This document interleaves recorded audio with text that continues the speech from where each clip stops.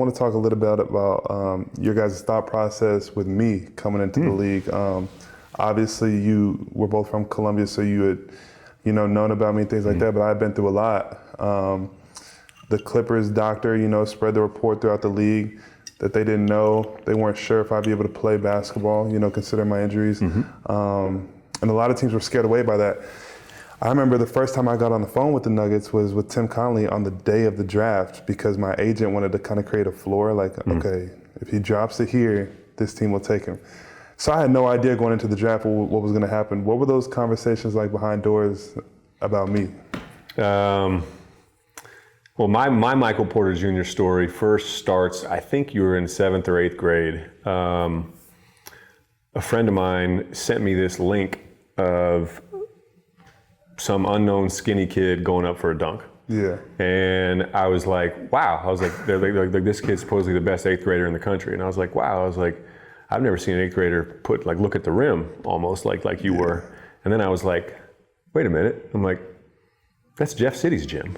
That's Jefferson City. I'm like, I know that gym. That's one of my high school rivals. And so I did a quick search to try to find out more of what I was watching.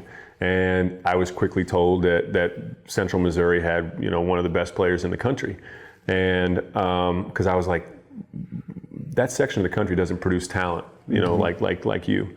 And so I was very aware of who you were from an early age. And I followed your career because I was kind of proud that we had someone of your caliber coming out of that section of the state. And so I followed your career, and then I was going to watch your first game at Mizzou, and then I heard about what had happened, and I think you were going through warm-ups, right? Or there was a couple days leading up to it where you had some tightness, right? Yeah, the injury. Yeah, it happened a few days prior, but that was my first time experiencing anything like strange. So I thought it would just dissipate, and it got worse. And first game comes around. And you were going through warm-ups, and then I think you had to play the first 10 seconds before they. It was so close to game time. They'd already turned in the lineup, right? They had already put the lineup up. So I go to my dad, and I'm like, Dad, I don't think I could play. Like, I don't know what's going on, but I can't jump right. Like, I can't produce force like I want to.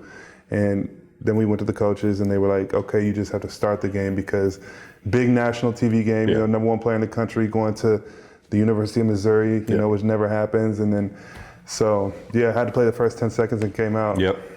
And then I followed what was going on, and I knew you were really rushing to get back because you wanted to help your team.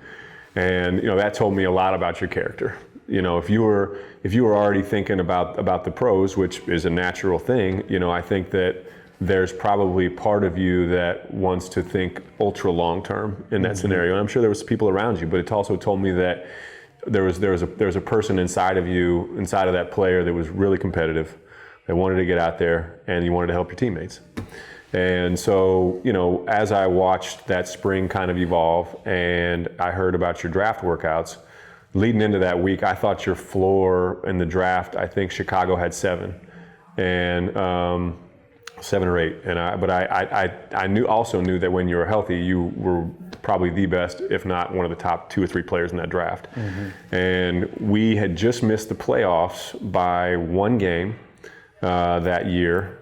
And we were thinking that once we made it back to the playoffs, we knew we weren't going backwards. We had a good young team, and we just had a few things that we thought to really put us in a new level.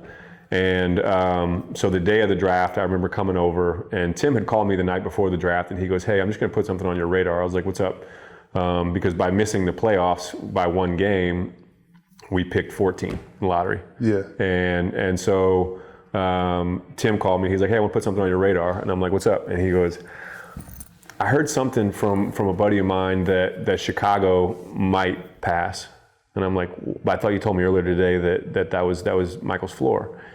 And he goes, "I don't know." He goes, "I don't know what happened. I'm still trying to gather the information. I'll talk to you about it in the morning." And I said, "Okay." And so came in day of the draft, and Tim Arturis and I sit down, and they said that you may have had a spasm or something like at a workout, and it might have scared a few teams. And I was like, "Really?"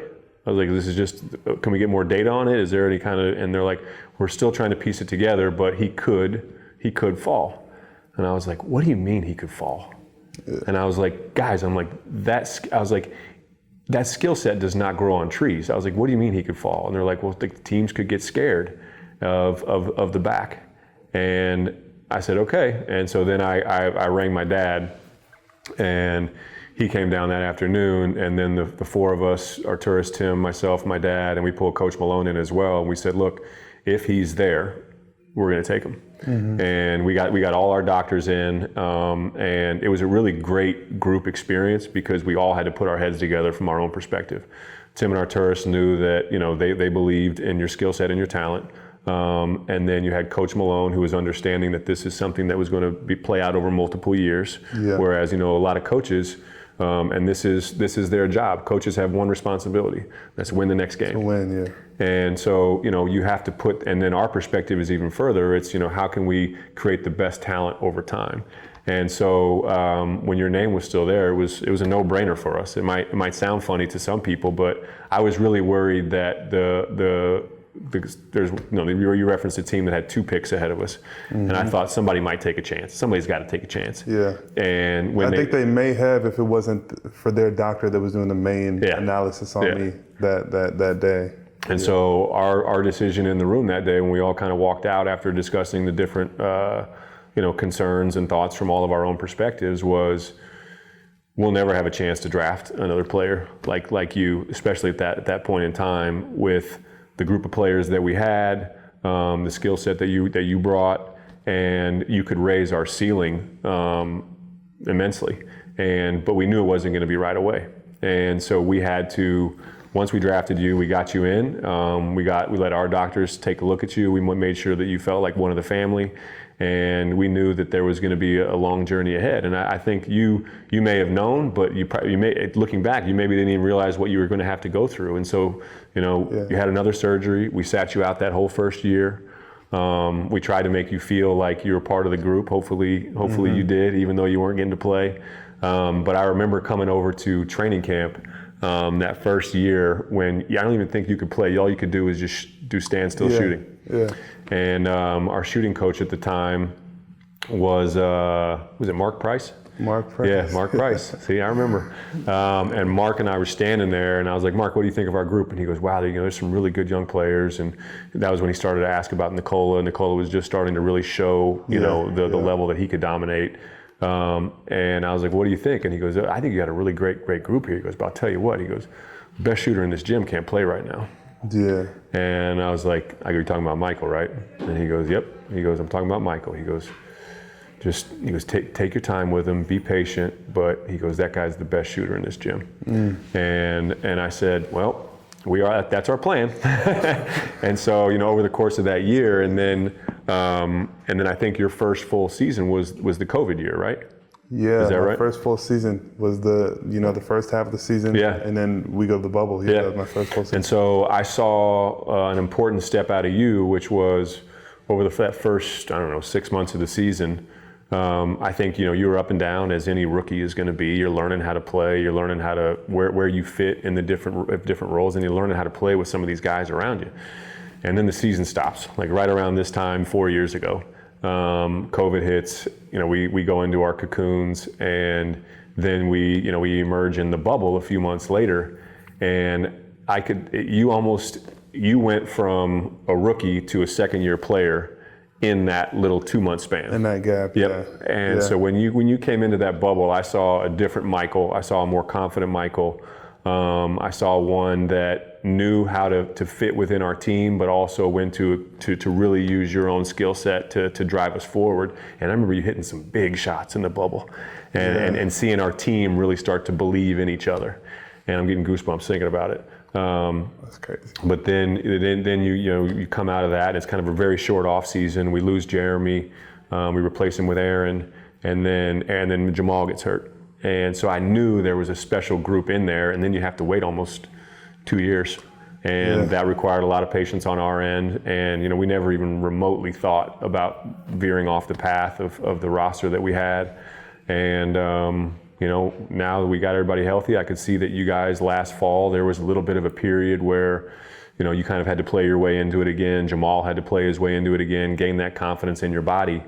And then by March, I could tell we were locked in, and then we were just ready for the playoffs. And then it was like, okay, let's be healthy come April and see where the chips fall. And I was really proud of the way that you guys just immediately locked in, to go 16-4 against, the NBA's best shot. It's not a lot of thing not something that a lot of people can say. Yeah. Well, man, I mean, man to man, like, I appreciate you guys so much taking the chance on me. And appreciate you, man. I remember I said at draft night, like, I was going to do whatever I could to be, one of the best draft picks that you guys could ever draft. And, still, I've been through a lot, but like you saw at Mizzou, like, giving up and giving into whatever injuries, that's not part of my DNA. But I'm so happy to be a Nugget, you know what I mean? Like, people ask me all the time, like about that whole draft situation. And I'm like, God does work in mysterious ways, because it's a blessing that somehow I fell to 14 to a team that was already winning. So I got to take my time and not rush back after the injury. And now we've just built this program, this championship level program, from really the ground up, with adding small pieces. And we got it continued rolling with the young guys we got now, Peyton, CB. I know Julian's not playing right now, but Julian, some of the guards we got. So it's pretty crazy.